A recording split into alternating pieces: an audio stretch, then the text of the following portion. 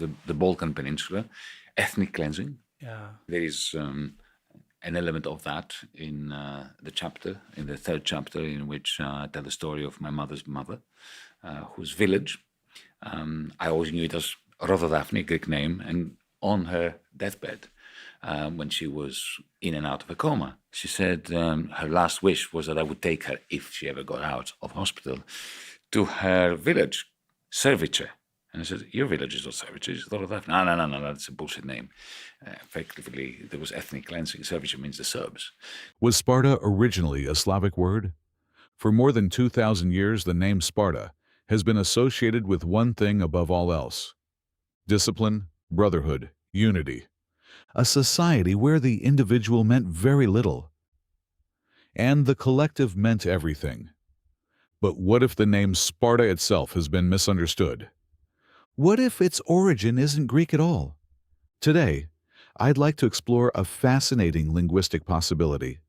Not a proven fact, not the mainstream explanation, but a hypothesis that connects language, history, and the remarkable character of Spartan society. Let's begin with the official explanation.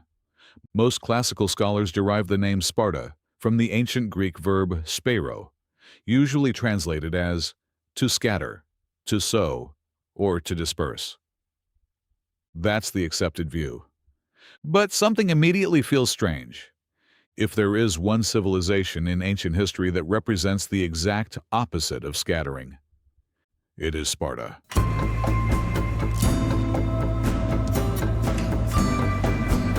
Spartans were famous for gathering into formations, gathering into brotherhoods, gathering into military units that fought as one. Their greatest strength was never the individual warrior. It was unity. So here's the question.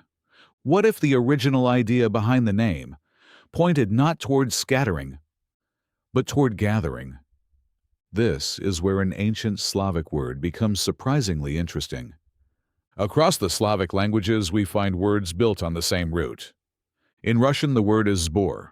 In Belarusian, zbor. In Ukrainian, zbir. Historically, these words referred to gatherings, assemblies, collections, military musters, councils, and the act of bringing people together. The meaning is remarkably consistent: to gather, to assemble, to unite. Now let's look at the sounds. In several historical examples discussed by some researchers, Greek adaptations of foreign words may involve devoicing of consonants. A voiced B may appear as P. A voiced Z may appear as S. If such a pattern were applicable here, the Slavic form sbor could move towards spore. From there, spor, spar, Sparta. Is that enough to prove anything? Of course not. Phonetic resemblance alone never proves an etymology. But language is rarely judged by sound alone. Meaning matters too. And here, the comparison becomes much more interesting. The concept behind sbor is not simply a meeting. It is organized unity. A military assembly, a council. People gathered around a common purpose. Exactly the qualities ancient writers admired most in Sparta. Herodotus described Spartan discipline. Xenophon praised their unity. Their legendary military system depended on absolute loyalty to the group. Every Spartan was taught that personal glory meant little compared with the survival of the formation. In other words, the Spartan ideal was not dispersion, it was assembly. Not separation, but cohesion. That naturally raises another question. If the official explanation points towards scattering, and another possible interpretation points toward gathering, which one better reflects the civilization history actually remembers? There is another detail worth considering. The etymology of Sparta is still debated. Even among specialists, there is no universal agreement on its ultimate prehistoric origin. Whenever an ancient place name has an uncertain origin, alternative hypotheses deserve to be examined carefully. Not accepted automatically, but examined. That is exactly what we're doing here. We're asking questions. We're comparing meanings. We're comparing sounds. We're comparing historical context. Could an older pre-Greek language have left traces inside the Greek world? Many historians agree that Greece was inhabited long before the emergence of classical Greek civilization. Many ancient place names almost certainly come from languages that disappeared thousands of years ago. The real question is simple. What language did those names come from? Some researchers have suggested that at least part of that older linguistic layer may have had similarities with later Slavic vocabulary. If so, words resembling sbor might not be accidental at all. Whether that idea ultimately proves correct is another matter. But the comparison is certainly intriguing. Because when most people hear the word Sparta, they don't imagine people scattering across a field. They imagine 300 warriors, standing shoulder to shoulder, as one. Maybe that image tells us something about the name itself. Or maybe it doesn't. I'll leave that decision to you. After all, history advances not only by preserving accepted ideas, but also by asking difficult questions. So tell me what you think. Is this simply an extraordinary coincidence?